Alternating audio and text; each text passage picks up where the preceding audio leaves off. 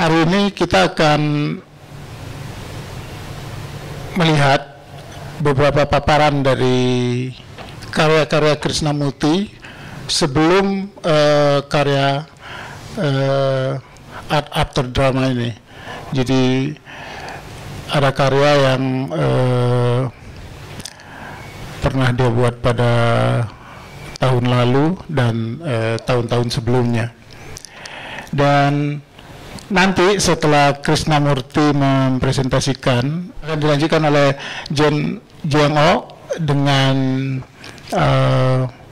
presentasi dari kuratorial yang dia buat dengan art drama. Mungkin supaya waktu kita bisa persingkat, Krishnamurti akan memulai presentasi ini. Silakan. Selamat sore. Selamat sore. Terima kasih. Sambil menunggu ini rekan-rekan lain barangkali yang masih ada di jalan. Jadi saya akan bicara mengenai karya saya yang lama dulu gitu. Setelah itu nanti Jeong Ok akan bisa menjelaskan mengenai kuratorial konsep dan lain-lain. Kemudian kembali lagi saya akan bicara mengenai karya saya yang dipamerkan pada pameran kali ini di Salihara. Saya ingin ini untuk memberikan satu gambaran mengapa saya sudah sampai pada karya yang dipamerkan di Salihara ini. Seperti kita ketahui bahwa saya sudah pernah pameran di Galeri Lontar yang sebetulnya Galeri Salihara Part 1 kira-kira yang di waktu itu berada di Hutan Kayu. Saya ingin memulai bahwa ini ada sebuah karya saya. Saya belum lama pameran ini, kira-kira seminggu yang lalu. Karya ini adalah saya beri judul Tripang of Pasir Island. Ini sangat berkesan bagi saya karena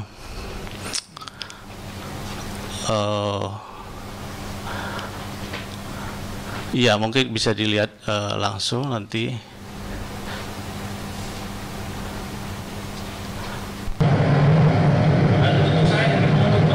Karya ini dipamerkan belum lama ini di Art Jog Yogyakarta. Ini sebuah Art Jog adalah sebuah panggung campuran antara Biennale dan Art Fair di Yogyakarta.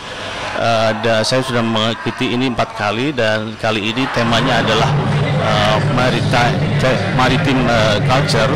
Waktu itu saya memamerkan karya ini dan ini campuran antara video dokumenter dengan video instalasi.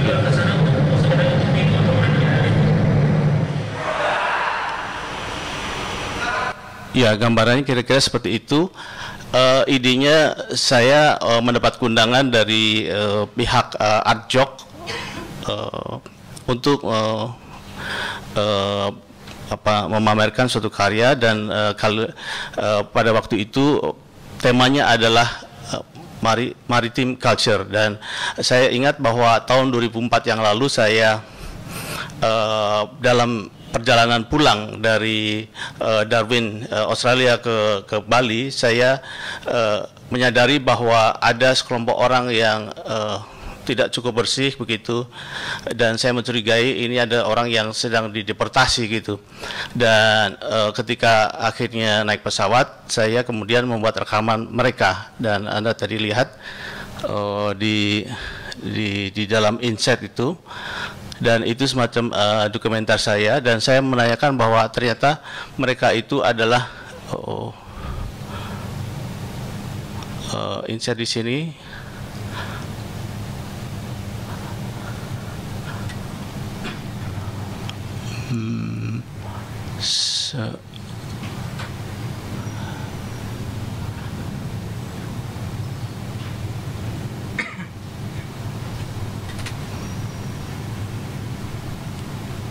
Sebentar.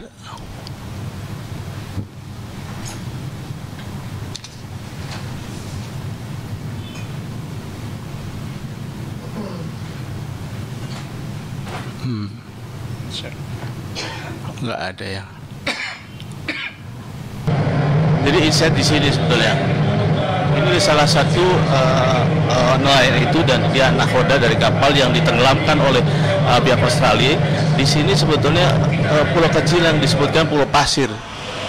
Sementara jarak di Pulau Pasir itu ke Pulau Rete yang terdekat hanya 170 km, sementara jarak Pulau Pasir itu ke Darwin itu bisa sampai 700 sampai 800 km. Dan rupanya ini sebuah sengketa. Indonesia sendiri tidak pernah menghadirkan kapal perang di sana, sehingga ketika nelayan itu pergi ke daerah sini, nelayan itu kemudian ditangkap dan kapalnya ditenggelamkan, dan itu satu yang sangat menyedihkan karena pada kenyataannya Pulau Pasir itu sendiri menurut versi Australia itu mereka juga mengklaim begitu, dan disebutnya sebagai Ashmore Reef. Ashmore itu sebetulnya adalah seorang nakoda kapal pada abad 18 datang ke sana dan mengklaim itu sebagai pulau miliknya dan sebagainya. Padahal nenek moyang dari para nelayan di Rote yang sebetulnya beretnik Bajo itu sudah jauh lebih lama lagi, abad ke-16 atau ke-17 yang datang pergi ke sana, ke pulau itu, bahkan sudah sampai ke Australia. Jadi problem-problem itu, mereka itu datang ke sana kenapa? Karena mereka mencari tripang. Tripang itu menjadi mata pencarian yang sangat tradisional bagi dia, dan itu sebagai alat perdagang, sebagai suatu mata pencarian dengan berdagang tripang dengan etnik Cina. Dan itu untuk obat-obatan dan mungkin juga untuk makanan-makanan Cina. Jadi ini merupakan, dan sebetulnya problemnya adalah memang ini suatu problem masyarakat yang sebetulnya sebelum Indonesia terbentuk, bahkan Australia juga belum terbentuk, mereka tidak ada masalah teritorial atau geopolitik semacam itu, dan itu menjadi problem bagi masyarakat masyarakat Bajo yang sebetulnya masyarakat laut gitu, pelaut gitu, dan itu menjadi problem di masyarakat kontemporer hari ini. Dan itulah yang saya sengaja menanam padi ini sejak awal sampai akhir dari pameran, dan itu barangkali agak simbolik atau representasi bahwa padi itu relasinya dengan Indonesia. Kalau Australia mungkin lebih cenderung itu akan ada gandum dan sebagainya, tapi itu kira-kira seperti itu. Pada dasarnya ini pulau ini sekarang ini oleh Australia dipakai sebagai nature reserve gitu, sehingga kalau kita mendekati ke sini pasti akan dihalau begitu dengan alasan ini sebagai sebuah cagar alam seperti itu, dan Indonesia tidak melakukan apa-apa di sana. Padahal pulau kecil ini ada makam-makam nelayan Bajo pada masa-masa lalu, kemudian juga ada tanda-tanda lain tempat-tempat mereka mencari air dan seterusnya yang sebetulnya sudah lebih dulu orang-orang dari Bajo dan sebagainya. Dan ini problem yang sangat ini sekali mengenaskan menurut saya, dan karya ini bukan hanya sekedar video instalasi, tapi juga merupakan sebuah ungkapan diri saya untuk bisa menjadi perpanjangan kata-kata dari para nelayan itu untuk memberikan kesaksian seperti itu. Dan saya pikir ini juga mudah-mudahan bisa menjadi bentuk lain dari kepedulian seorang seniman, bukan hanya sekedar masalah artistik itu hanya sekedar sebuah alat untuk bisa berbicara mengenai hal-hal yang merupakan persoalan bersama. Kira-kira seperti itu. Saya ingin menunjukkan yang lain. Sebetulnya saya ini loncat-loncat aja. Ada karya yang saya juga bekerja sama dengan penyair Hana Francisca, seorang penyair dari Singkawang beretnik China. Saya menerjemahkan atau menginterpretasikan karyanya di dalam sebuah karya yang mungkin orang menyebutkan sebagai objek atau apa. Jadi suara yang Anda dengar itu adalah suara pembacaan puisi yang ada di sini, dan itu suara Hana, dan itu dipasang di badan dari kursi itu sendiri. Seperti itu, saya akan loncat ke yang lain.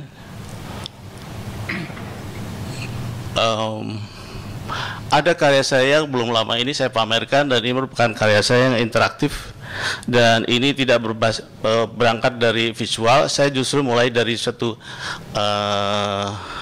suara, sound, dan karya itu sebetulnya sudah dipamerkan tahun 2010-an kira-kira di tim. Saya ulangi lagi di Galnas seperti ini.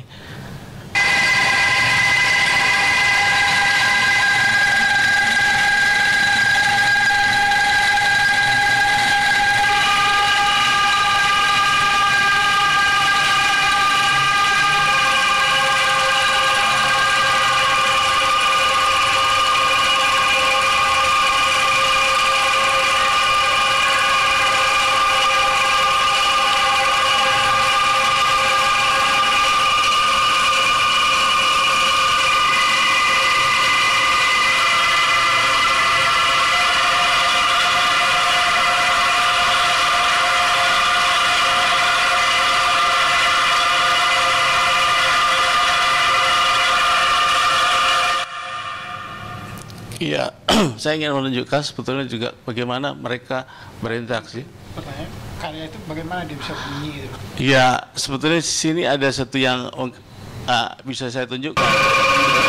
Anda lihat anak kecil sedang mengetik nomor-nomor yang ada dipasang di sini, dan ini sebetulnya berbunyi itu bukan karena dibunyikan oleh mesin, tapi sebetulnya karena ada sebuah sensor yang dikirimkan menggunakan handphone. Seperti itu. Jadi seperti itu. Jadi setiap orang bukan hanya menonton, tapi juga bisa membunyikan alat-alat musik yang kita sebut sebagai angklung, dan angklung itu berbunyi yang di dalam ilmu musik itu bukan simfoni yang terjadi, tapi kokofoni gitu. Jadi secara acak, secara random dia gitu, seperti itu. Seperti itu. Saya akan lanjutkan barangkali yang karya yang sebetulnya termasuk saya suka. Itu adalah video spa.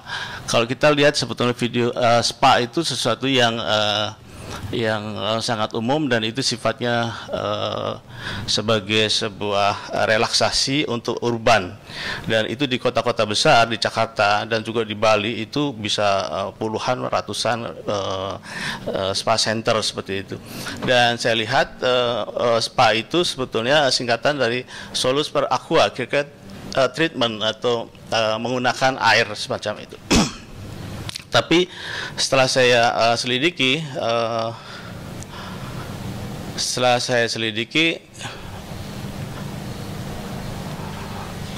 ternyata treatment yang dilakukan oleh terapis itu menyangkut satu kulit ya. Jadi treatment seperti dilulur dan seterusnya, atau mungkin dipijat atau direfleksi. Kemudian yang kedua adalah aromaterapi yang diarah adalah hidungnya, ya, penciumannya. Dan yang terakhir adalah herbal yang diminum seperti pakai jahe dan seterusnya. Dan itu spa-spa yang standar, yang sudah konvensional. Dan kalau kita pergi ke spa-spa itu untuk relaksasi sebetulnya seperti itu. Sebetulnya ide dari spa ini menarik sekali, karena suatu waktu saya pernah mempunyai ide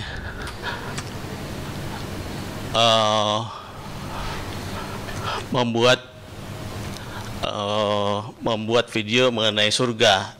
Dan ketika dalam sebuah pameran atau apa, kita sering-sering ketemu sama teman-teman, apakah dari Indonesia atau orang asing, mengatakan, apa yang kamu bikin untuk ke depan, Krishna? Saya bilang, saya sedang membuat video mengenai surga. Dan langsung mereka rata-rata mengatakan, bagus, cuman masalahnya kalau kamu bikin surga, nanti surga itu kamu akan kamu persempit artinya, Krishna. Kemudian itu saya menyadari dan saya harus berhenti itu. sampai 6 bulan. Dan ketika saya pergi jalan-jalan ke Bali antara airport sampai ke Sanur, saya menyadari bahwa di situ ada puluhan atau mungkin ratusan spa center di sana. Dan ketika saya membaca di majalah spa yang juga banyak, saya menyadari bahwa ini intinya adalah yang saya bilang tadi, pada dasarnya adalah surga bagi orang-orang kota, orang-orang urban gitu. Jadi surga, kerinduan orang-orang urban terhadap surga. Dan akhirnya saya kemudian punya ide, oh kalau gitu saya membuat spa tapi video. Karena apa? Kalau treatment menggunakan yang ketiga yang tadi kita sebut gitu kayaknya sudah konvensional. Kemudian saya mau nambahkan unsur yang sifatnya visual seperti itu. Dan karya ini sudah dipamerkan di Venice Biennale tahun 2005 dan juga di Amerika. Dan menurut saya ini sesuatu karya yang bagi saya ingin membuktikan bahwa video art atau video spa ini membuktikan bahwa kita melihat moving image yang namanya video itu nggak harus naratif, tapi gambar-gambar itulah yang berbicara dan itu akan membuat katakanlah menjadi relax, menjadi satu yang seperti yang kita bisa alami. Jadi melalui mata itu seolah mata itu dipijat dengan gambar-gambar yang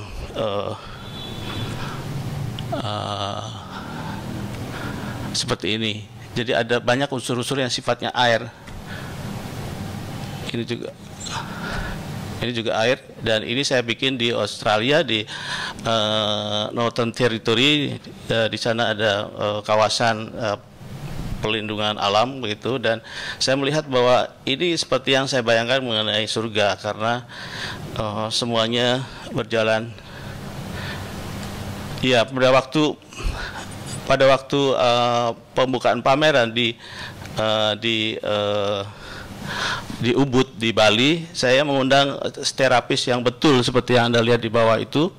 Betul-betul saya bekerja sama dengan para terapis itu, kemudian saya mengundang 4 orang untuk menjadi partisipan, 2 orang asing, artinya orang bukan Indonesia, dan 2 orang Indonesia. Dan ini menjadi awal mereka di terapi kaki dulu, kemudian akhirnya Anda lihat di sini akhirnya mencebur ke sana ke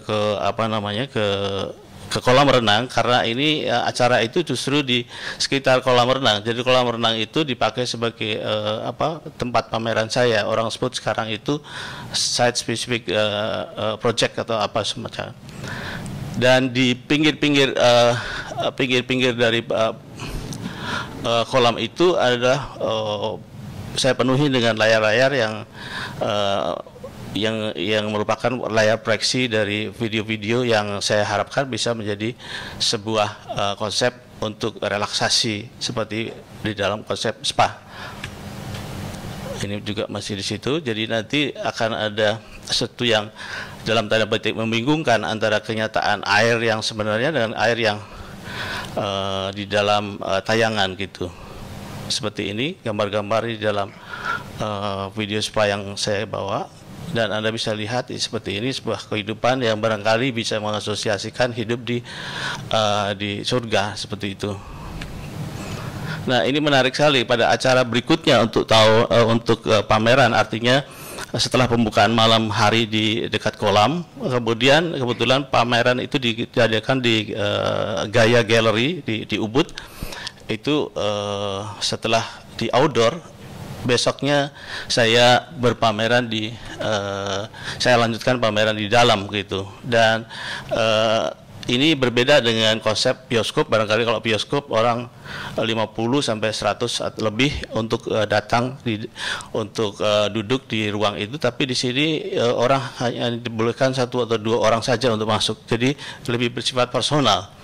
Dan Anda lihat bahwa kalau Anda lihat di bioskop Anda tidak boleh melakukan apa-apa, termasuk juga makan gitu. Di sini justru seorang penonton dalam tanda petik ya, video spa itu pada saat dia menonton, pada saat yang sama dia dipijat begitu. Jadi ini kira-kira seperti itu. Ini juga menggunakan kursi malas begitu. Ini juga ada 2 terapis. Jadi saya membuat daftar seperti daftar daftar dari kunjungan dokter begitu. Jadi setiap orang masuk dua gitu, dan orang mengantri banyak sekali karena durasi selama 15 menit. Dan menariknya ketika saya pernah pameran juga yang sama, karya yang sama di Galeri Nasional, pada menit yang ke-7 seorang wartawan dia tertidur pulas. Jadi kalau saya seorang sinias, barangkali saya sinias yang gagal seperti itu ya, karena barangkali tidak menarik gitu. Tapi di sini barangkali orang sudah terlena karena konsepnya juga konsep relaksasi semacam ini. Karena kalau semacam itu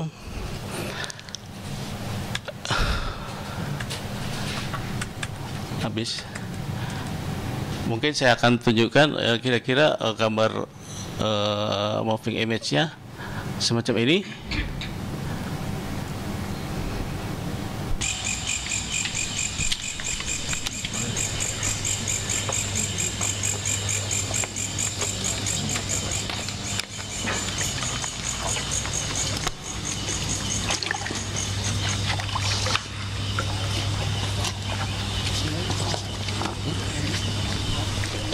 Jadi saya bilang tadi galeri Gaya itu di Ubud itu di depan itu ada galerinya, artinya seperti ada bangunannya. Di belakang itu bergabung juga dengan villa-villa, dan di tengah dari villa-villa itu ada kolam renang, dan saya pergunakan itu, dan saya taburkan juga bunga pada pagi hari. Dan menarik sekali karena orang-orang yang membantu saya di sana juga sebetulnya orang-orang yang memang religius, dan semua bersembahyang dulu harus sebelum memulai.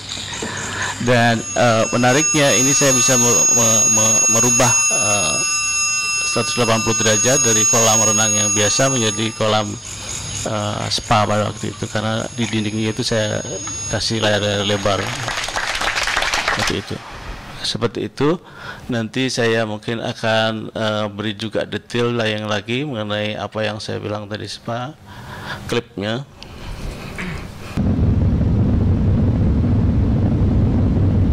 Seperti itu juga ada beberapa kata-kata. Jadi kalau Anda lihat karya saya di atas itu juga sudah ada kata-kata. Sebetulnya saya memang senang dengan kata-kata itu, dengan teks-teks, dan itu bisa poetik gitu. Dan unsur-unsur air ini banyak sekali, karena dan di dalam agama Islam pun sebetulnya kalau kita ingat itu sebetulnya tidak boleh digambarkan dengan visual, tapi juga dengan narasi yang sifatnya kesastraan gitu, lisan itu terkait dengan air gitu, dan air itu jernih gitu. Nah, Anda lihat ini ada satu durasi tertentu selama setengah sampai 1 menit, ini close your eyes. Jadi betul-betul kalau Anda lihat ini diminta untuk menutup mata dan sebagainya. Karena ini merupakan sebuah jeda, atau saya harapkan supaya orang itu bisa juga mempunyai filmnya atau videonya di dalam pikirannya sebetulnya. Bukan saya memenuhi isi kepala orang itu dengan gambar-gambar yang banyak seperti dalam konsep film Hollywood gitu, gambar banyak, dan kita hanya sebagai suatu konsumen semacam itu. Ini saya pikir juga ini sudah cukup lama Pak saya bicara ya, barangkali sudah bisa dimulai nanti ya Pak. Sekali lagi barangkali ini ada satu karya untuk menyelesaikan. Saya sebetulnya punya karya-karya yang bisa saya indikan, tapi saya pikir sekarang sudah cukup banyak orang yang datang, para tamu. Ini footage lain.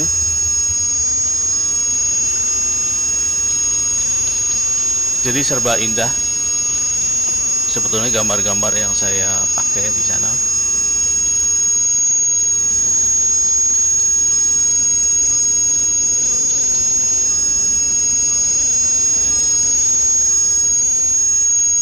Ini Pak Asikin barangkali saya terinspirasi dengan lukisan Monet.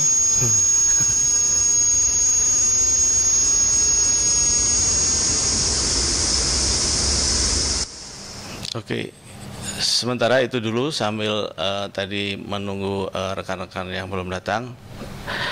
Silakan Pak Sikin sebagai moderator atau sebagai pembicara juga sekalian. Digabung aja. Ya, saya kira kalau kita lihat dari beberapa contoh karya Krishnamurti tadi bahwa sejak awal karya-karya Krishnamurti ini syarat oleh teks dan narasi ya.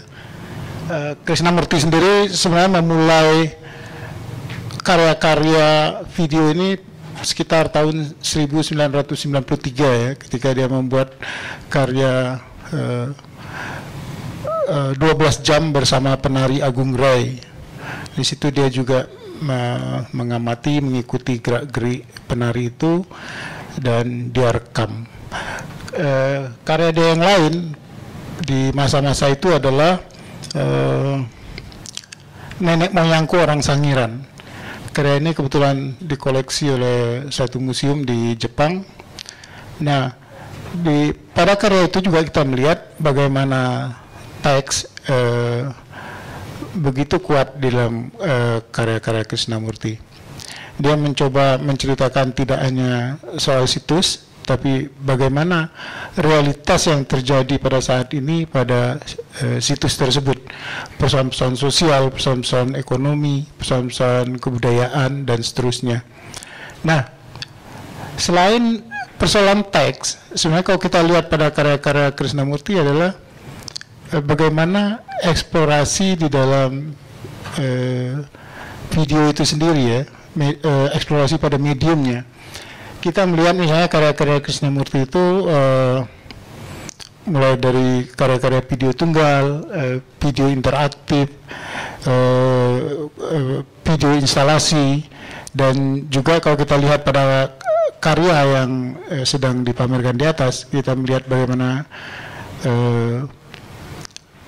video sculpture misalnya, salah satu karya yang saya kira sangat menarik di antara karya-karya yang lainnya ya.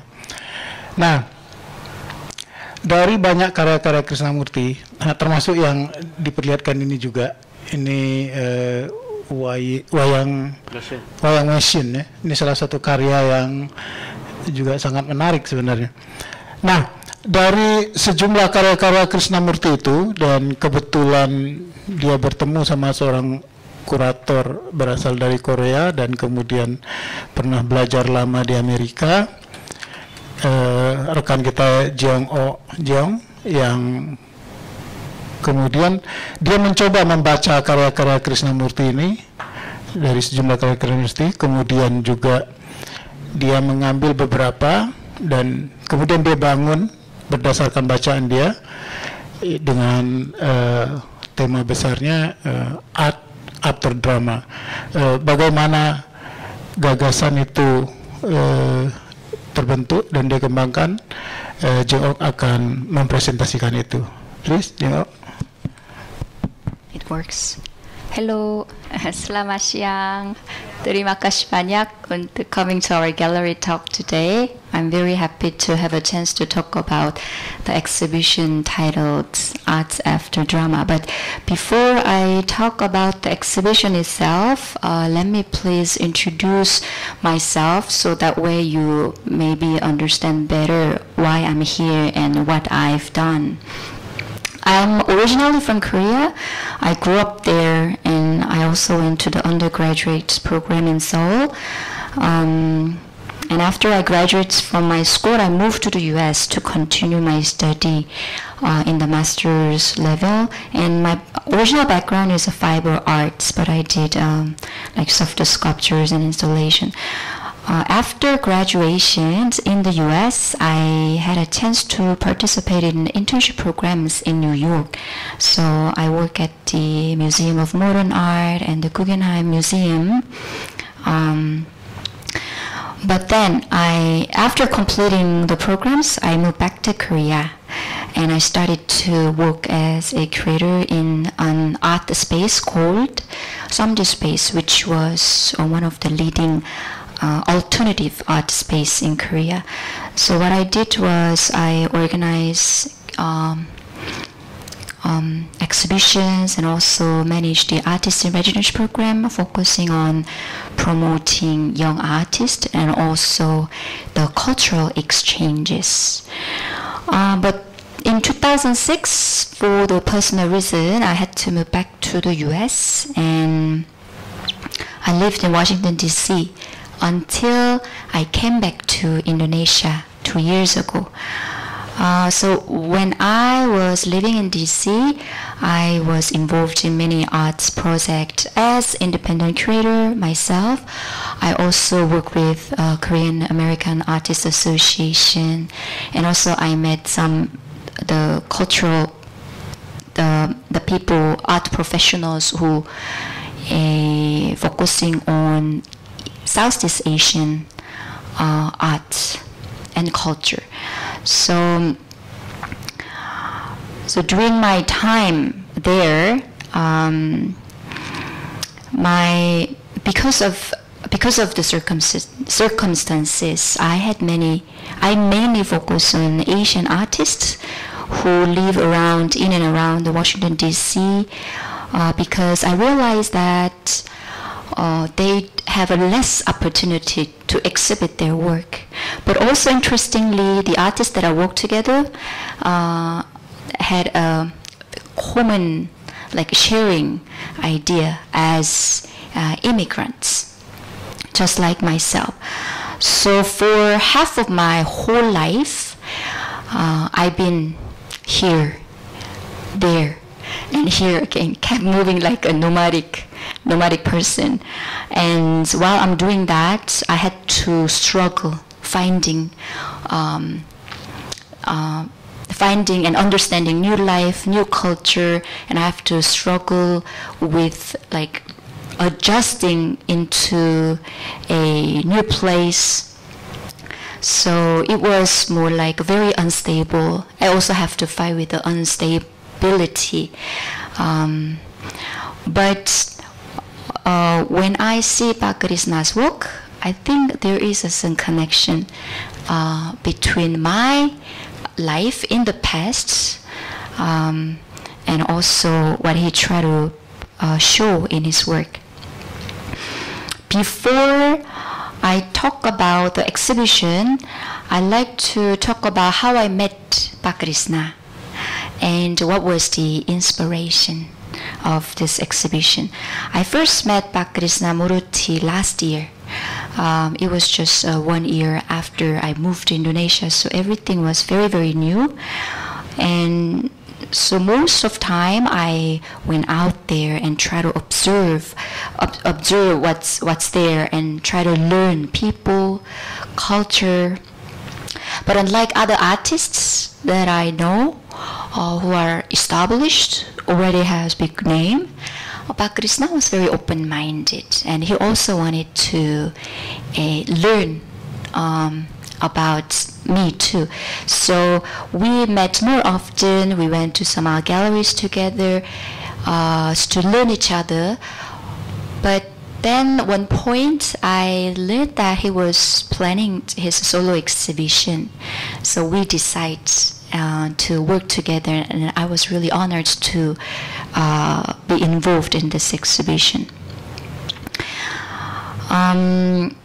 As I learned his work during the process, I found very interesting principle that each work at the gallery up there shares. It was theatrical characteristics. There's performers, there's acts, there's language, visual language, spoken language. Those are the main things that you can find in the theater piece, right? But there's also theatrical effects like lighting, sounds, and of course not to mention the audience. The audience is actually very important, but I like to talk about the audience later. So I found there is a core, the elements that really pass through his work that he was producing. And what's really interests me at first was not that he was really focusing on presenting the theatrical effects by using computer manipulation or the new media technology, but rather I think he tried to deliver the messages and try to help the people to really find the meanings from his work. And speaking the inspiration of the title, Art After Drama, I had a very interesting conversation with him. He said, the Indonesian people, when they talk, they do not explicitly talk what they want or what they think.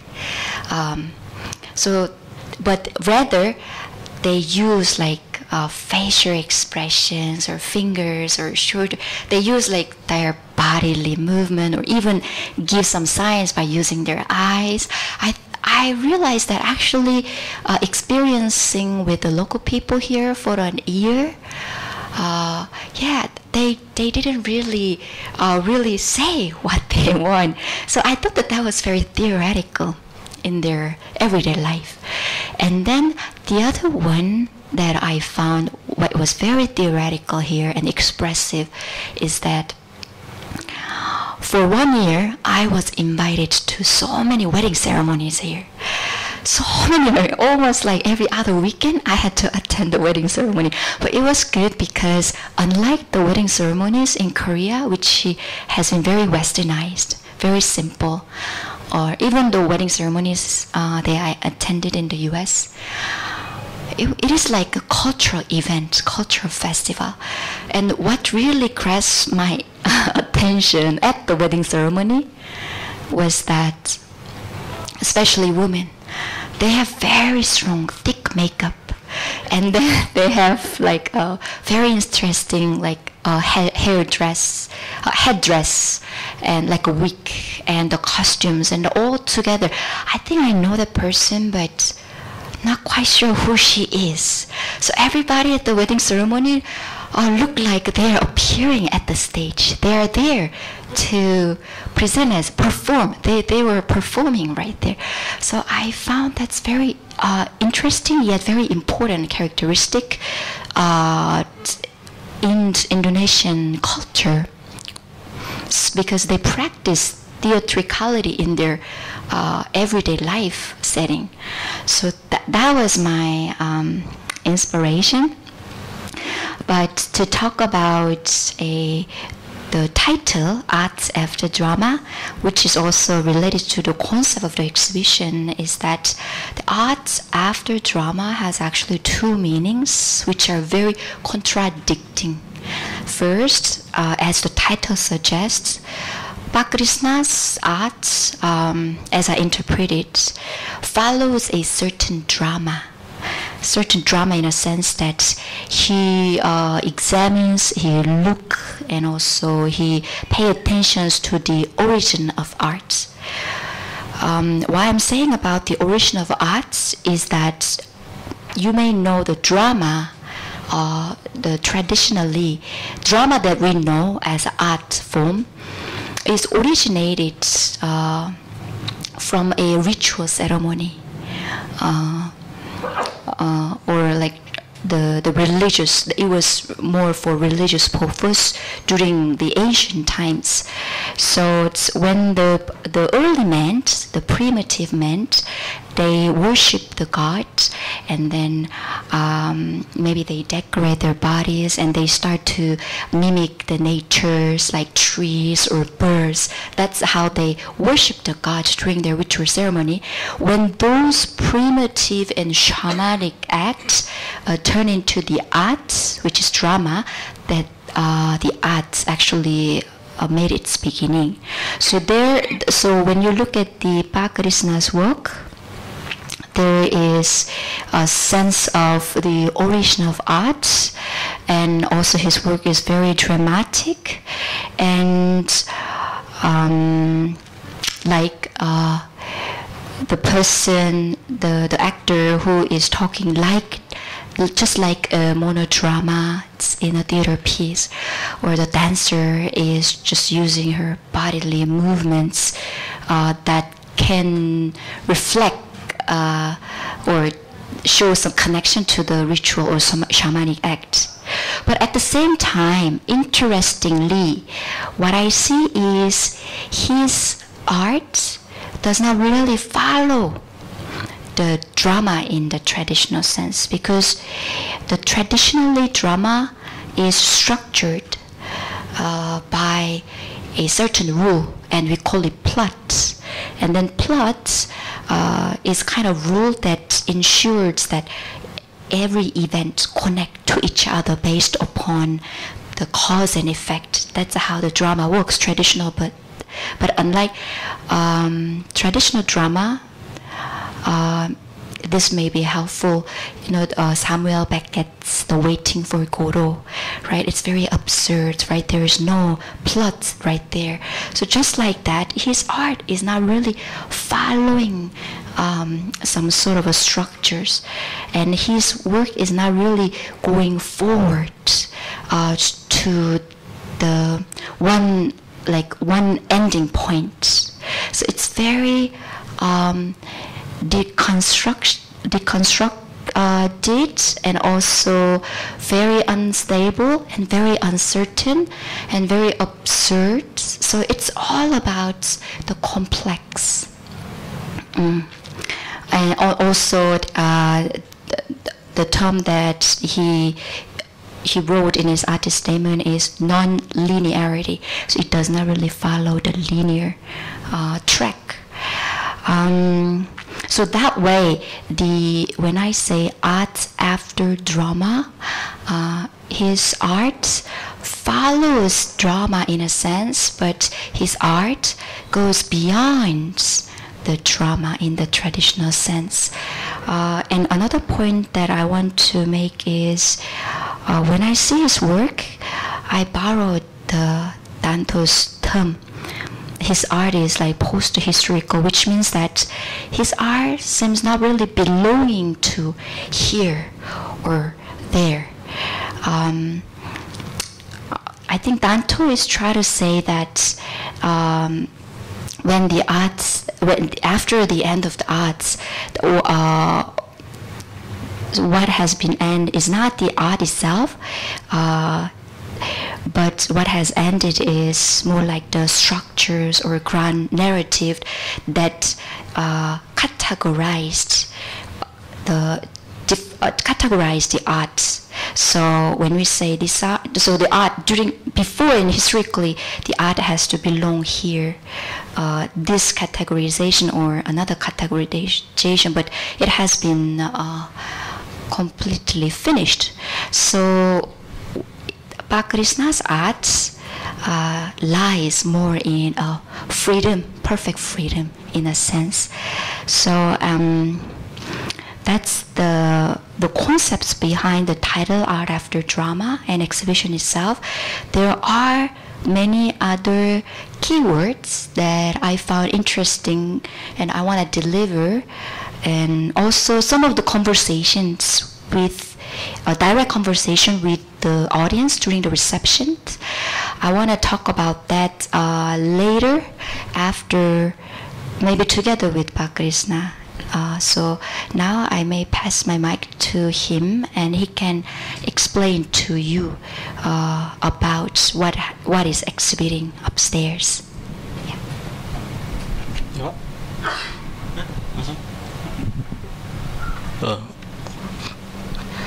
Iya, saya ingin meneruskan. Sebetulnya semua sudah disebutkan oleh Jong Ok itu mengenai karya saya.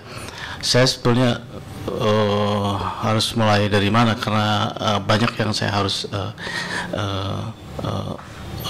jelaskan gitu. Tapi tadi barangkali sudah mulai disinggung oleh Jong Ok mengenai karya saya. Sebetulnya ada dua atau tiga hal yang mungkin saya bisa sampaikan.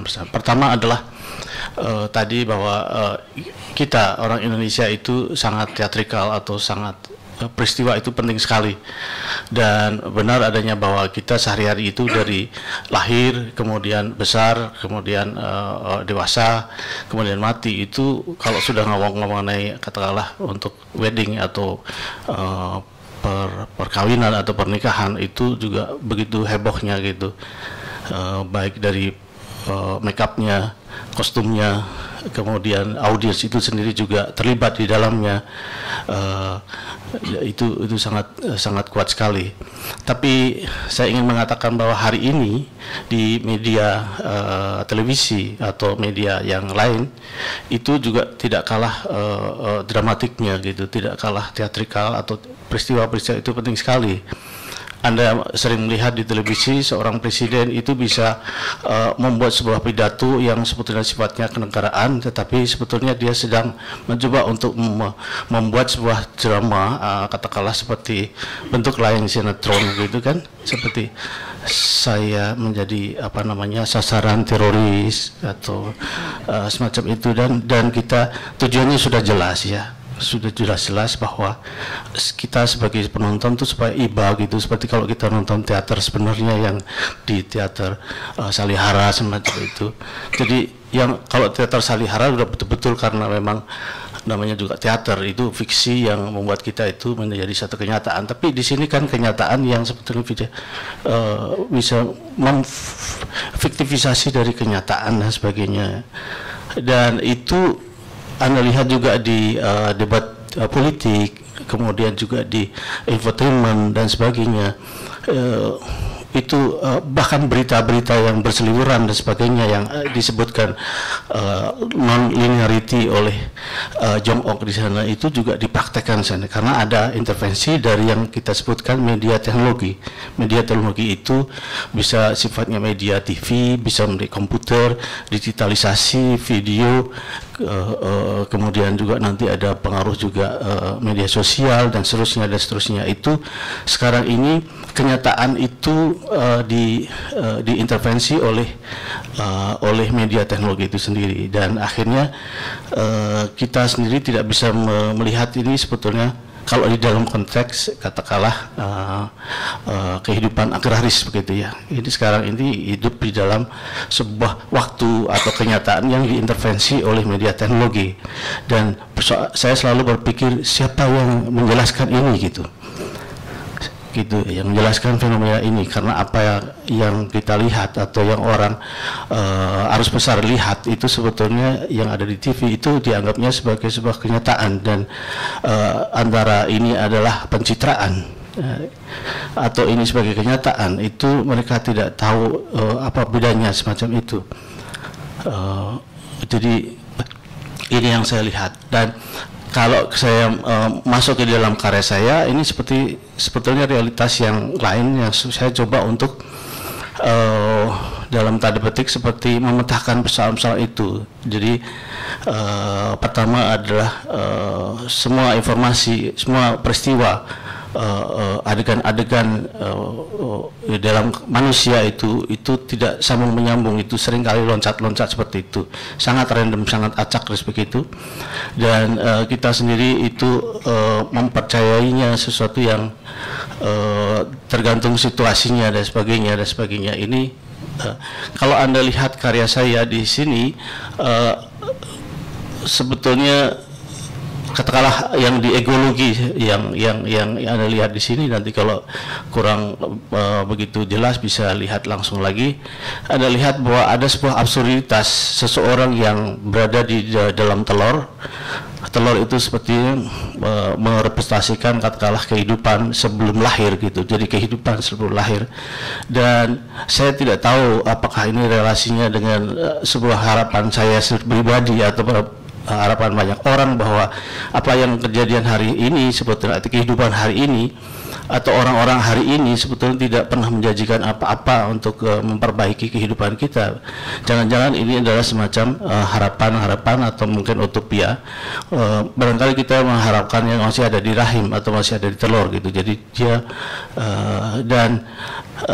itu seperti itu, dan itu menurut saya sesuatu yang bagi saya sangat realistis, karena di dalam ilmu kedokteran adalah kesehatan, bahwa anak yang ada di dalam kandungan itu seringkali juga dibacakan ayat-ayat suci atau mungkin diperdengarkan lagu-lagu klasik Beethoven atau yang lain gitu, untuk meningkatkan kecerdasan intelektual atau mungkin religius atau emosional dan sebagainya. Dan ini sebetulnya seperti itu. Dan Dan kalau Anda lihat juga di sebelah kanan ini, Dance of the Unknown, itu juga sebuah siklus antara lahir, kemudian tumbuh dan beraktivitas, kemudian dia mati dan seterusnya.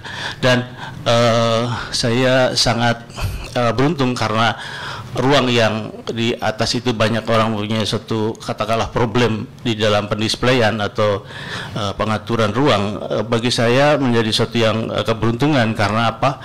Karya satu dengan yang lainnya akhirnya bisa menjadi sebuah adegan-adegan dari sebuah drama atau sebuah panggung teater begitu. Karena apa? Karena kalau Anda lihat di sini bahwa ini pada dasarnya sebetulnya frame-frame dari seperti presentasi semacam ini gitu, ada frame-frame gitu, frame dari screen, kemudian ada frame dari proyeksi itu sendiri, dan di sini dihilangkan, dan yang terjadi adalah ruang. Kalau kita ngomong ruang, itu ruang keseluruhan, ruang arsitektural, ruang interior itu sendiri, dan di sini ada individu-individu yang sedang melakukan atau sedang beraktivitas sebagaimana sebuah teater gitu. Oleh sebab itu kadang-kadang saya kasih suatu level yang seperti level di dalam sebuah panggung proscenium gitu, dan ini sebetulnya juga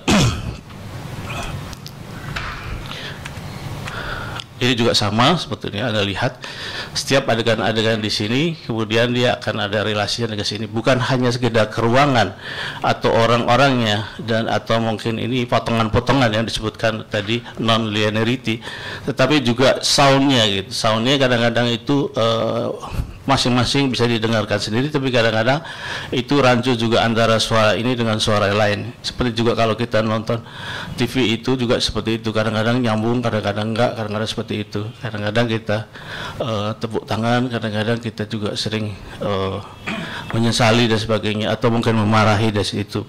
Dan itu peristiwa-peristiwa yang sesaat, yang sangat lewat segera-segera, yang sifatnya ephemeral, ini menjadi dasar juga sebetulnya hari ini, dan itu menjadi dasar juga ide saya mengenai ephemeralitas itu di dalam sebuah ruang. Dan kalau saya ingin meningkat lagi masuk di sana, kalau sebetulnya kenapa after drama gitu, sebetulnya saya diskusi banyak dengan Jong Ok, kurator saya gitu. Saya akhirnya menyadari bahwa sebetulnya yang ketika ini akhirnya saya display keseluruhan, saya menyadari bahwa ruang yang di galeri Sahihara itu akhirnya menjadi sebuah drama yang sifatnya virtual di sana, saya menganggap begitu. Dari karya-karya dari individu-individu yang bergerak di sana, dan juga dari sound-sound di sana. Jadi di sana tidak ada orang betulan gitu. Seperti juga Anda mempercayai seorang presiden bahwa dia itu bekerja keras kan karena pencitraannya, bukan karena kerjanya, kan begitu. Jadi kira-kira seperti itu. Jadi simpel pikiran saya, orang sekarang itu hidup di sana gitu, dan karena intervensi dari media itu besar sekali, dan siapa yang ingin menjelaskan? Krishna mungkin dengan karya ini nggak begitu jelas, tapi itu cara saya untuk menjelaskan bahwa dunia hari ini sebetulnya dunia yang sebetulnya kita percayai sebagai orang-orang itu sebetulnya cuma citra-citra, sebagai image-image saja, seperti yang mungkin karena terus-menerus akhirnya terkonstruksi itu menjadi sebuah kebenaran dan sebagainya. Dan saya ingin sebetulnya di dalam ruang ini orang akan berbicara, akan ada suatu kebingungan, apakah ini sebuah kenyataan atau bukan, apakah ini sehari-hari atau sebetulnya sebuah fiksi. Ini orang orang yang bisa orang di sekitar kita, atau sebetulnya orang yang tergambar di dalam sebuah sistem konstruksi dari image gitu, image semacam itu. Ini juga bagian yang lain. Ini seperti itu, dan Anda lihat sendiri seperti yang disebutkan, ini juga absurdity karena orang-orang ini sebenarnya satu orang, tapi dalam komputerisasi, di dalam teknologi media itu sesuatu dimungkinkan. Karena apa? Sebetulnya simpel saja penjelasannya, apakah ini langsung relevan atau tidak. Kalau Anda lihat iklan itu yang pertama barangkali Anda menyebutkan bagus gitu. Kemudian setelah Anda lihat iklan yang sama, itu sebetulnya Anda bisa mengatakan, oh maksudnya ini gitu. Tapi setelah iklan itu diputar mungkin 10 kali, 20 kali, terus kemudian saya mengatakan, atau seorang penonton mengatakan, saya pengen rambutnya lurus seperti itu, yang melambai-lambai begitu. Jadi ada faktor perubahan dari yang sifatnya tadi persepsi, kemudian akhirnya knowledge, kemudian menjadi experience gitu, karena itu diputar sekali. Dan ketika iklan yang sama itu diputar beratus-ratus kali dalam sehari atau mungkin dalam 1 bulan, 1 minggu, akhirnya itu menjadi sebuah konstruksi tersendiri. Dan itulah sebetulnya praktek-praktek image hari ini gitu. Dan itu apakah Anda orang-orang dari korporasi, industri, produk-produk, atau Anda yang memproduksi produk-produk politik, Anda sebetulnya sedang bekerja seperti itu. Dan yang menjadi konsumennya adalah masyarakat kita. Dan saya di dalam posisi di mana saya bagian dari publik yang mencoba untuk menjelaskan itu melalui karya-karya. Dan kalau karya-karya itu ada, sebetulnya maksudnya apa sih, dan Abdinur itu kalau Anda baca di katalog pasti ada. Dan hari ini saya nggak mau terlalu sibuk menceritakan mengenai detail-detail karya itu, tapi secara keseluruhan sebetulnya strategi visualisasi, strategi itu sebetulnya yang saya lakukan. Kira-kira seperti itu. Nanti kalau ada detail-detail yang akan ditanyakan akan saya jawab. Saya pertunjukkan lagi seperti itu. Kalau Anda lihat di sini kan,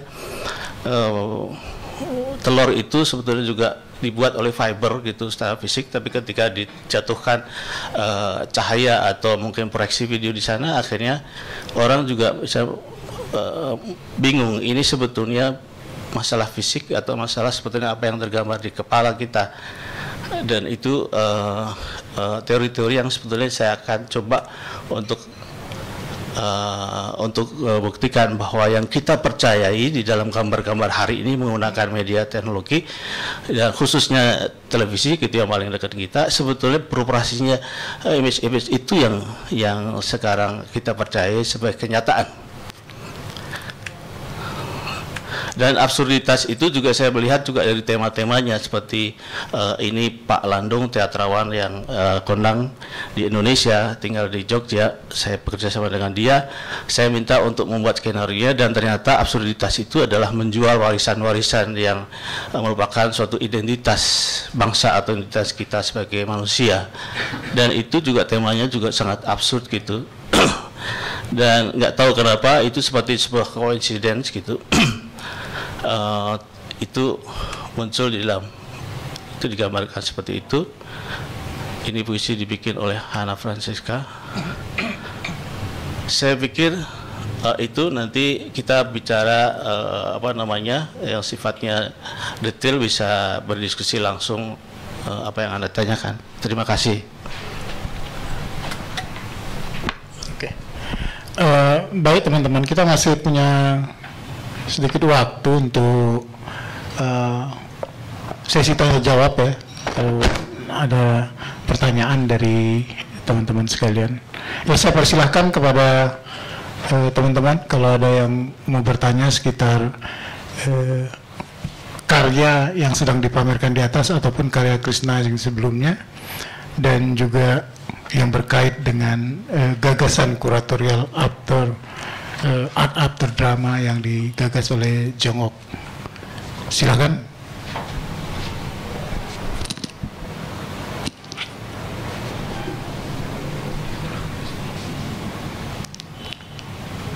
Ada teman-teman yang mau bertanya? Siapa tadi mau tanya? Enggak.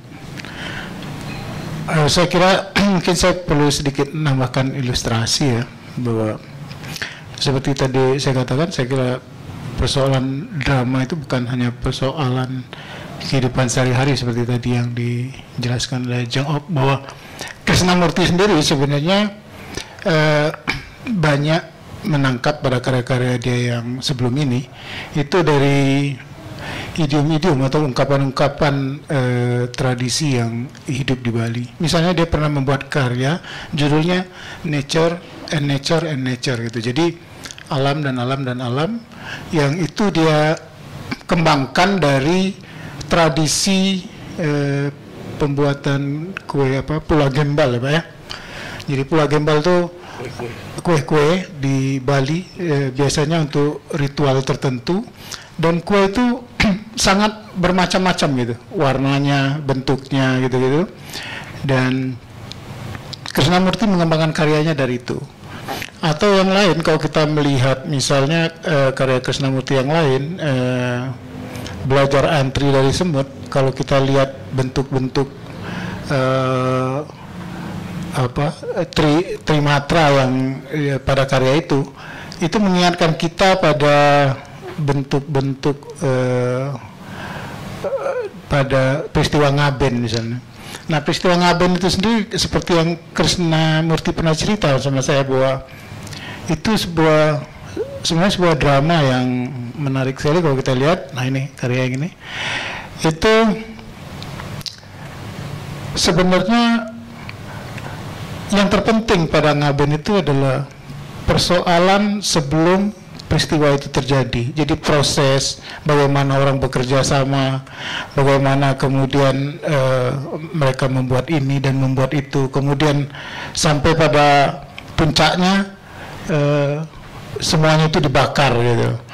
Dan Krishna menjelaskan bagaimana keterkaitan sosial antara satu sama lain di masyarakat Bali yang begitu kuat, dan itu yang sebenarnya juga banyak mempengaruhi karya-karya dia dari dulu dan sampai sekarang. Mungkin Bapak bisa Iya. Karya ini sebenarnya bisa langsung Anda lihat di Galeri Nasional karena sudah menjadi koleksi Galeri Nasional di depan Gambir. Jadi karyanya itu sudah jadi gini, saya ingat sekali tadi karya-karya saya tadi yang di atas itu sebetulnya karya-karya yang banyak bekerja sama dengan disiplin lain seperti penyair Hana Francisca, kemudian juga tari dengan Gita Kinanti, kemudian juga teater artis Mas Landung, dan juga satu lagi performer Evelyn Smerek Sinsan. Bagi saya sebetulnya, karena saya punya setengahnya dari Bali, sebetulnya sesuatu yang biasa untuk bekerjasama dengan interdisiplin dan multimedia, itu sesuatu yang biasa sekali. Setiap katakanlah untuk ngaben, untuk upacara-upacara, untuk hal-hal yang berhubungan dengan pura dan sebagainya, itu semua itu dikerjakan bukan hanya seorang seni rupawan, tapi juga orang-orang yang punya disiplin musik, disiplin tari. Ya, karena tari di sana tuh bukan tari yang sifatnya hiburan seperti yang Anda lihat di TV, tapi juga tari-tari yang sifatnya ritual, artinya untuk sembahyang gitu. Kemudian juga musik, tari, dan kemudian juga tadi disebutkan Pak Asikin bahwa Pulau Gembal itu biasanya untuk offering, untuk sesuatu yang persembahan, untuk sesajen, itu buah-buahan dan seterusnya. Dan itu masing-masing itu mempunyai keahliannya sendiri, dan masing-masing itu bisa bekerja sama satu dengan lain, ya, antara disiplin satu dengan disiplin lain. Dan itu menjadi sebetulnya menjadi, sepertinya saya kembali lagi karena saya sudah 50 tahun lebih saya sekolahnya akademis, saya sekarang ini saya mencoba untuk sebetulnya hal-hal semacam itu tuh di tradisi kita sudah biasa gitu, dan bekerja sama. Dan ketika saya bekerja sama dengan disiplin-disiplin lain, itu sebetulnya sangat mudah, ya. Seperti waktu saya pameran ini tahun ini saya bekerja sama dengan penari, dan ini penari itu dari Sunda, tapi saya pikir dia menarinya juga menari Bali seperti ini. Kemudian juga saya mau melibatkan juga sebuah kelompok musik kecil yang disebut di Bali itu Gong Bleganjur, untuk membuat sebuah peristiwa. Jadi bukan sekedar seni rupa yang hanya dilihat begitu saja, objek-objek itu, tetapi juga ada peristiwa. Peristiwa kalau bahasa Inggrisnya event. Event itu sifatnya ephemeral, sekilas begitu aja, dan itu penting. Dan kalau Anda membaca persoalan-persoalan hari ini di apakah hari-hari ini secara langsung atau mungkin juga di lewat televisi dan sebagainya, peristiwa-peristiwa itu sangat penting sekali. Jadi umpamanya begini, kalau Anda artinya korupsi atau punya masalah-masalah dengan moralitas sebagainya, Anda seorang perempuan harus pakai jilbab gitu untuk pergi ke pengadilan kan, atau pergi ke KPK gitu. Dengan demikian orang ya, jadi itu paling canggih, paling kreatif, paling cerdas itu orang Indonesia seperti itu. Jadi saya melihat seperti itu. Jadi itu inspirasi bagi saya. Oh, ini sebetulnya. Jadi kalau disebutkan Indonesia paling ini dengan peristiwa, dengan ritual, dengan itu seperti itu, dan itu bisa masuk. Jadi Anda bisa lihat kalau Anda hal-hal seperti itu di televisi, dan Anda bisa lihat itu sebagai news. Kemudian Anda bandingkan dengan sinetron gitu. Sebetulnya mana yang lebih dramatis, mana yang lebih teatral, mana yang realitas, mana yang sebetulnya rekaan, mana yang sebetulnya pemanggungan dan sebagainya. Hari ini sangat campur aduk, dan saya sebetulnya ingin mengungkap itu semuanya. Dan apalagi sekarang ada intervensi yang namanya teknologi yang sebutkan itu, karena teknologi itu juga istilahnya katakanlah pencitraan. Itu tidak ada istilah pencitraan kalau tidak ada teknologi gitu. Dan itu sangat ini, kalau Anda seorang ustadz itu bisa melakukan pencitraan gitu dengan gurauan dan sebagainya. Karena dengan demikian, karena hukumnya nanti tidak mungkin kalau tidak pakai gurauan. Kalau tidak pakai gurauan, tentu saja tidak ada yang namanya sponsor gitu. Karena sponsor akan memberikan satu uangnya kalau dia banyak penonton gitu. Hukum-hukum itu sebetulnya hukum-hukum yang di dalam hiburan. Dan ketika nanti ada acara yang sifat keagamaan, sebetulnya juga akhirnya masuk ke problem-problem seperti itu. Dan orang itu sekarang itu larut semua sebagai sebuah aliran bah seperti itu. Dan bagaimana menjelaskan itu sebetulnya saya melalui yang disebut oleh Jong Ok itu adalah art after drama sebetulnya. Jadi seperti itu. Jadi ada sebuah bentuk drama baru yang barangkali karena ada intervensi teknologi media. Dan ini cara menjelaskan soal sekarang. Kemudian itu apa tujuannya? Tujuannya untuk kita bisa membaca sebuah kenyataan hari ini itu lebih kritis gitu. Dan kalau nggak begitu nanti, karena media sekarang itu kan di bawahnya adalah korporasi dan politik gitu. Dan itu kenyataan yang dibentuk oleh kekuatan itu gitu. Nah, cara menjelaskannya bagaimana? Saya sebagai salah seorang publik itu yang mempunyai sedikit kemampuan untuk menggunakan media itu sendiri, mencoba untuk menjelaskan ini. Dengan demikian Anda punya pilihan mau ngambil yang kenyataan itu atau kenyataan yang ini gitu. Semacam itu sebetulnya yang itu Pak, sebetulnya Pak. Karena jadi agak sedikit lantur, tapi sebetulnya maksud saya supaya ada relasinya apa yang saya bikin hari ini dengan kenyataan hari yang saya bikin di dalam karya seni dengan kenyataan hari ini. Seperti itu. Makasih Pak. Kalau kita lihat karya-karya Krishnamurti ya dari 1993 sampai sekarang, dan seperti tadi dia juga ungkapkan dan Jeng ungkapkan juga bahwa sebenarnya karya-karya Krishnamurti ini bermain pada level intertekstual gitu ya. Tadi kita juga lihat misalnya bagaimana dia melibatkan Hana Francisca. Hana Francisca kan seorang sastrawan muda yang berbakat saya kira. Dan Krishnamurti sendiri sebenarnya ketika dia mahasiswa di ITB, dia adalah anggota dari grup apresiasi sastra.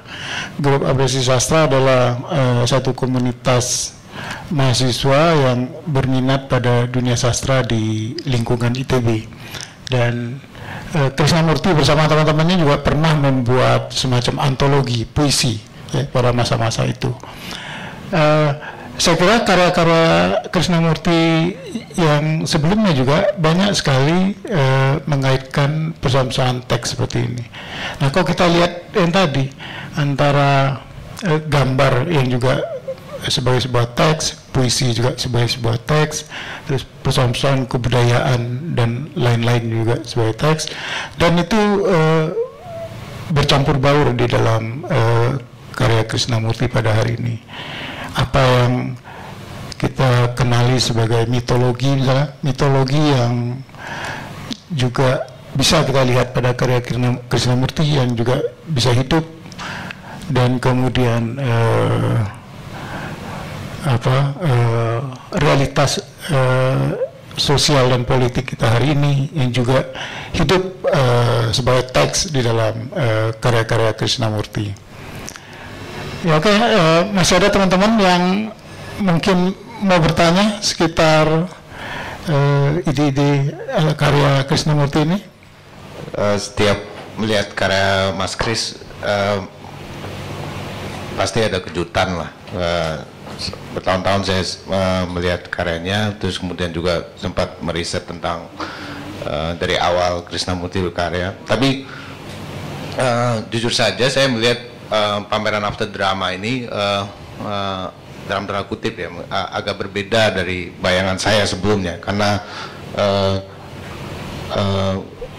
Krishnamurti dalam tradisi berkaryanya saya melihatnya banyak menggunakan kode-kode ya tadi yang disebutkan oleh Asikin, bahwa kode-kode visual, kode teks yang selalu saling berkelindan gitu.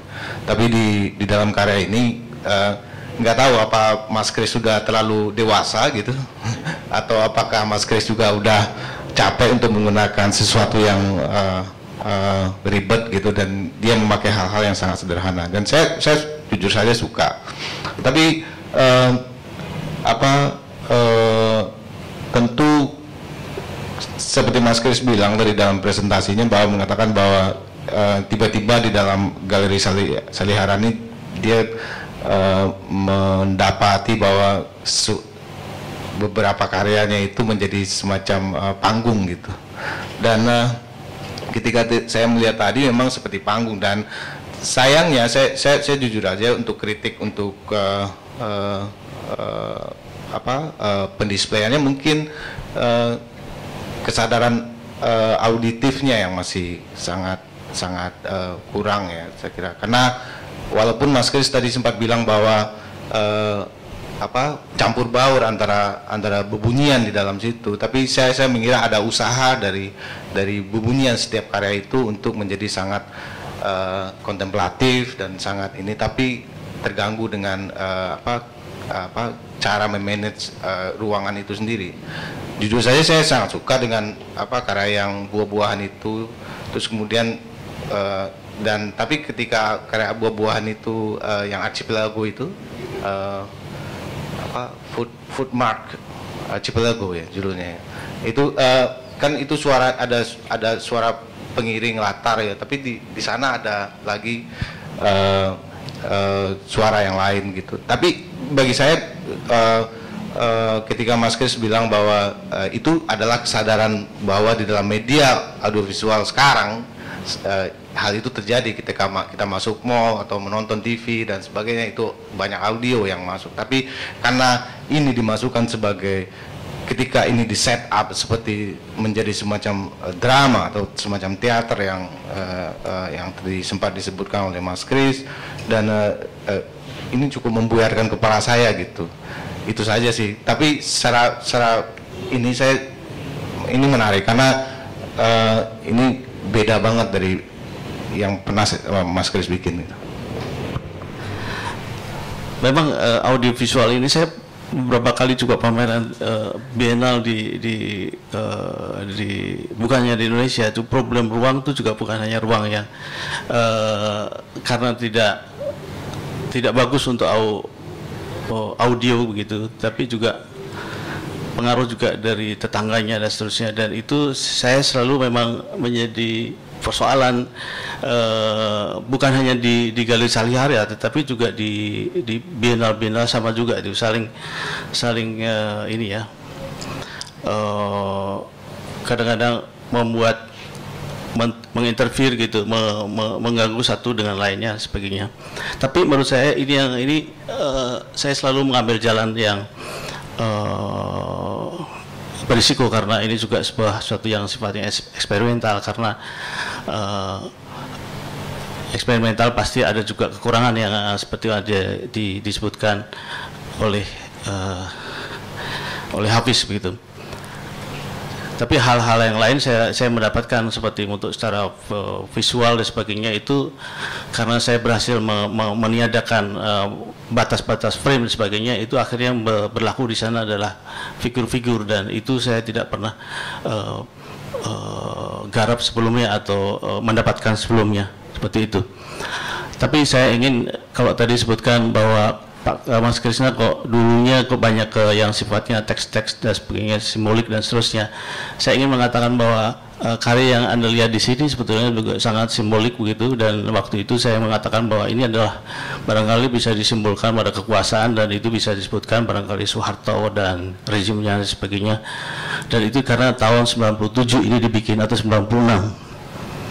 Dan pada waktu itu 96, 97 itu simbolik-simbolik seperti itu masih sangat bisa dijalankan gitu. Tapi ketika sudah mulai mendekati 98, simbolik-simbolik itu nggak penting itu. Bagaimana caranya, ibarat mendatangi ke cendana, kemudian kita tembak saja yang menjadi musuh kita, nggak usah pakai simbolik-simbolikan kan begitu. Dan di dalam kesenian itu pernah sampai sana, simbolik itu nggak perlu, dan waktu itu performance itu sangat penting sekali. Dan setelah itu kesenian-kesenian juga akhirnya setelah Soeharto turun, mereka bingung juga karena simbolik-simbolik yang sifatnya sifat kekuasaan itu ternyata juga nggak menjadi ukuran sebuah estetika dan sebagainya. Oleh sebab itu dalam kurun waktu setelah tahun 98, karena musuhnya itu sudah tidak ada, yang menjadi musuh bersama itu tidak ada, yang menjadi gambaran-gambaran bersama itu tidak ada, kemudian bingung sekali dan sebagainya, dan akhirnya mencari sebuah isu-isu baru dan sebagainya. Nah, apa yang ingin saya katakan di sini adalah barangkali ini ada suatu fase lagi, karena saya dalam berkarya setiap pameran tunggal atau setiap periode selalu saya melakukan suatu eksperimentasi, dan eksperimentasi atau eksplorasi itu lebih cocok saya katakan begitu. Itu saya harapkan justru menjadi karakter saya atau identitas saya, dan risikonya adalah apa yang dilihat oleh Hafiz begitu ya, barangkali kok barangkali tidak ada sesuatu yang seperti dulu-dulu lagi gitu, dan barangkali ini sebuah jeda-jeda untuk menuju sesuatu yang saya nggak tahu. Seperti di dalam saya catatan, ketika saya membuat ini udah jelas ada sebuah latar belakang yang sifatnya simbolik untuk melawan sesuatu gitu, karena waktu itu kalau langsung saja itu akan menjadi persoalan ditangkap dan seterusnya gitu. Dan tetapi ketika sudah tahun 98 kita bisa langsung begitu karena situasi juga sudah chaos begitu. Tapi setelah itu langsung saja begitu juga sulit begitu. Akhirnya mencari bentuk-bentuk lain bagaimana mengungkapkan seni gitu. Dan pada periode ini jangan-jangan saya juga mencoba ibaratnya melihat kembali apa yang sudah ini, dan saya mencoba eksplorasi baru, dan saya merasa bahwa titik itu sudah mulai kelihatan di egologi, dan ini seperti yang saya katakan bahwa yang orang percayai sebagai sebuah kenyataan itu sebetulnya kan image gitu, image, citra, image. Maka itu sekarang itu orang sangat percaya kepada pencitraan gitu sebagai sebuah kenyataan dan sebagainya, dan itu saya sebetulnya sedang jadi sebetulnya nanti bentuk-bentuk yang fisik, bentuk-bentuk yang ini sudah menjadi tidak terlalu menjadi fokus saya gitu, yang sifatnya fisik, tapi bagaimana orang melihat sesuatu atau memaknai sesuatu karena ada sesuatu yang sifatnya citra. Orang akhirnya tidak melihat oh ini patung atau bukan patung, ini video art atau bukan video art gitu. Dan yang dia lihat ada suatu entitas gitu, dan bentuknya apa nanti Pak Asikin bisa menjelaskan ini makhluk apa gitu, karena ini bukan tugas saya. Dan ini sebetulnya berlaku, dan itu rezim ini istilahnya dari Hafiz ini. Rezim ini menurut saya rezim di Hafiz itu lebih ke sejarah, barangkali rezim citra ini yang sebetulnya sangat berbahaya sekarang ini, dan itu apalagi nanti di dalam masa pemilu kalau kita tidak pernah mencoba untuk memahami. Dan ini saya senang sekali bisa berbagi, barangkali cuma 10 orang atau 20 orang bahwa ini sebetulnya kita harus waspadai dan kita cermati, karena semua orang kalau dia bergerak di industri atau industri politik, dia tidak peduli pada situ tapi menggunakan itu, dan kita sebagai konsumennya adalah yang, dan itu saya tugasnya adalah bagaimana menjelaskan persoalan ini, sebetulnya persoalan rezim citra ini gitu. Dan barangkali saya sudah agak meninggalkan hal-hal yang agak pernak-pernik seperti sini ada singa. Singa ini sebetulnya aslinya adalah sebuah patung untuk pembakaran mayat gitu, tapi saya kuliti ininya kainnya, dan itu terdiri dari rangka. Dan tadi disebutkan Pak Asikin bahwa saya memang percaya pada satu yang akhirnya imaterialitas gitu. Karena apa? Di Bali seperti ini patung bagus-bagus seperti ini, dan saya bekerja sama atau dibantu oleh seniman namanya Petulangan ini, dan sebagus-bagusnya ini kalau di barat pasti masuk ke museum, dibakar. Nah, artinya apa? Yang dipercaya bukan satu yang sifatnya materi-materi gitu. Di situ. Kalau itu percaya bahwa orang Bali percaya tentang materi-materi, museumnya itu lebih dari MoMA saya pikir. Karena apa? Tower itu tuh berapa meter tuh? Untuk membuat ruang mungkin bisa kelenger juga. Gitu, bisa 20 meter gitu, satu lantai aja bisa mungkin sampai 30 meter gitu. Itu bisa menjadi persoalan. Tapi ternyata setiap karya itu akhirnya menuju satu peleburan, jadi bakar. Nah, sebetulnya kalau begitu bagaimana? Makna itu berada di dalam proses itu gitu. Makna itu di dalam yang dalam tanda petik tadi rezim dari citra itu. Sebetulnya itu. Dan ketika itu sudah dikomunikasikan, sudah selesai gitu. Mungkin kita simpan di dalam USB kalau zaman sekarang, atau mungkin ke Dropbox gitu. Gitu. Nah, kalau saya barangkali masih percaya begitu. Kalau di sana itu yang namanya abu jenazah itu taruh aja dia segini doang. Jadi nggak perlu kuburan. Memenuhi bagi dia. Terima kasih. Baik, teman-teman sekalian, ini karena kita ini berkejaran terus ini dengan waktu, dan rupanya saat berbuka sudah tiba. Acara ini terpaksa saya selesaikan, cukupkan sampai di sini. Saya mengucapkan banyak sekali terima kasih terutama pada Jong Ok yang dengan sangat baik memaknai atau menafsirkan karya-karya Krishnamurti dengan art after drama itu. Saya kira pembacaan ini sangat menarik, dan juga Krishnamurti dan pada teman-teman yang hadir sekalian. Mari kita beri tepuk tangan pada Krishnamurti dan